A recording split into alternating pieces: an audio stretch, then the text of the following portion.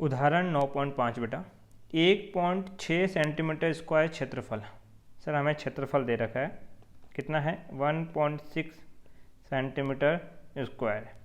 Centimetre square को कहाँ convert करोगे बेटा, मीटर स्क्वायर में, तो ये हो जाएगा 1.6 10⁻⁻⁴ मीटर स्क्वायर। आपके पास 50 फेरों वाली एक कुंडली को फेरों की संख्या n का मान कितना दे रखा है बेटा 50। आपके पास 0.3 सेकंड में समय जो लगता है वो कितना है बेटा 0.3 सेकंड लग रहा है। 1.8 टेस्ला के चुंबकीय क्षेत्र का मान दे रखा है 1.8 टेस्ला।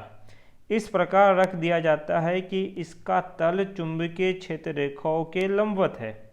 जब तल चुंबकीय क्षेत्र रेखाओं के लंबवत होगा तो सर जी ये आपके पास हुआ कौन, चुंबकीय बल रेखा है, कितना B आपके पास। यहाँ पर एक कुंडली बना लेते हैं बेटा आपके पास, तो ये आपके पास एक वर्ताकार कुंडली होगी। अब इस कुंडली का जो आपके पास क्या होगा सदिश क्षेत्रफल वो इस ओर ही होगा और तल इसके लंबवत होगा, तो चुंबकीय क्षेत्र और सदिश क्षेत्रफल के मध्य कोण कितना बनेगा बेटा 0 डिग्री आपके पास। यदि कुंडली का प्रतिरोध 10 ओम हो, प्रतिरोध का मान कितना दे रखा है बेटा 10 ओम, तो उसमें कुल कितना आवेश प्रवाहित होगा। मुझसे किसका मान पूछा गया है बेटा, Q का मान। देखो आपने ये तो पढ़ा ही है, I बराबर होता है Q/T, तो Q बराबर कितना हो जाएगा बेटा IT। अब ध्यान दे बेटा यहाँ पे, एक मिनट इसको थोड़ा एडजस्ट कर लूँ मैं, हाँ ठीक है। अगर मुझे आवेश निकालना है, क्या निकालना है बेटा आवेश, तो मुझे धारा का मान पता होना चाहिए और समय का मान पता होना चाहिए। तो समय तो मुझे क्वेश्चन में दे रखा है 0.3 सेकेंड, तो मुझे केवल किसका मान पता करना है बेटा धारा, ठीक है। अब धारा कैसे निकालेंगे, सर हमने पढ़ा I बराबर होता है कुल EMF बट्टा कुल प्रतिरोध, ठीक है। तो अगर इस प्रश्न की बात करूं तो यहाँ पर मुझे प्रतिरोध दे रखा है, कितना है बेटा आपके पास 10 ओम का।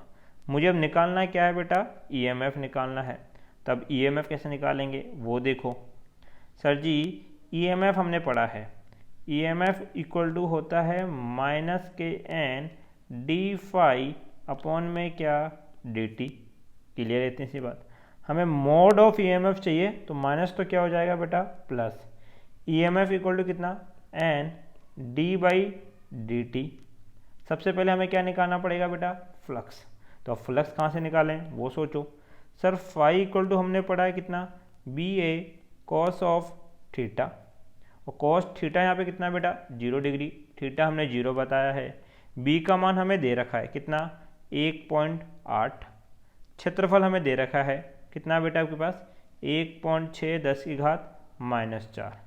अब 1.8 को 1.6 से हम लोग गुणा करेंगे तो ये आएगा बेटा 2.88 गुणा 10⁻⁴ वेबर, ठीक है। अब आगे देखो EMF बराबर क्या होता है सर -n d∅ में dt, तो फ्लक्स अपॉन में टाइम आपके पास।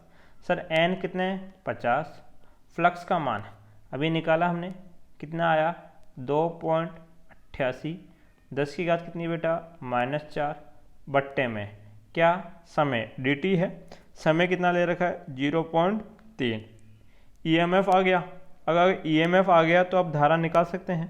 सर I बराबर EMF का मान रख दो 50 गुणा 2.88 10⁻⁻⁴ बट्टे में क्या चल रहा है 0.3 गुणा प्रतिरोध का मान कितना है बेटा बट्टे में 10।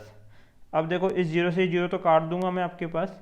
अब क्या बचेगा I बराबर 5 गुणा 2.88 10⁻⁻⁴ बट्टे में 0.3।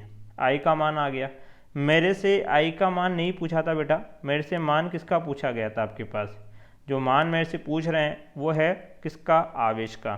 तो आवेश Q बराबर क्या होता है IT, I कितना है 5 गुणा 2.88 10⁻⁻⁴ बट्टे में क्या 0.3 गुणा समय, समय भी कितना है 0.3, इसलिए मैं इस 0.3 को नहीं काट रहा था क्योंकि आगे कटने वाला था।